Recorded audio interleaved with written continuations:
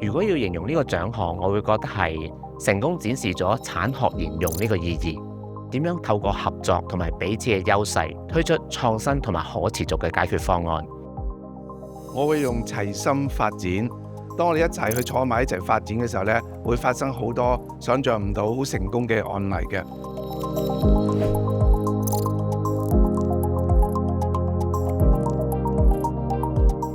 今日我想同大家介紹嘅係我哋同香港科技大學合作嘅得獎項目 Ridership Prediction Model。佢係透過人工智能同埋大數據預測香港市民喺唔同情況下出行嘅模式。呢啲數據能夠反映香港主要交通模式嘅使用情況，亦都幫助到研究團隊更加準確咁樣了解乘客出行嘅模式同埋路線嘅選擇。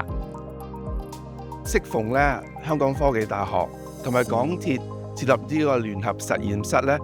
就可以結合到港鐵龐大嘅數據，用咗喺校準同埋印證方面呢，幫咗好大忙嘅。我哋可以幫助到港鐵呢部署適當嘅客流管理，從而呢提升港鐵嘅營運效率嘅。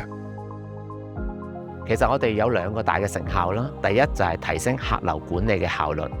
亦都有助幫我哋部署適切嘅客流管理措施。第二個主要成效就係我哋可以推動智慧城市嘅發展啦，亦都為我哋智慧城市嘅發展提供一個重要嘅支持。能夠將科研智慧同埋業界嘅經驗結合到呢，等到市民喺日常生活中呢感到科技智慧帶嚟嘅好處呢，我哋覺得非常嘅歡欣同埋自豪嘅。我哋非常之榮幸啦，能夠喺香港資訊通訊科技獎獲得多個殊榮，亦都喺 APITA 裏邊再次獲得業界嘅肯定。呢個成就咧，唔單止係我哋嘅努力，亦都係推動本地嘅科研發展，亦都配合香港長遠嘅發展，推動智慧鐵路、智慧出行同埋智慧城市嘅建設。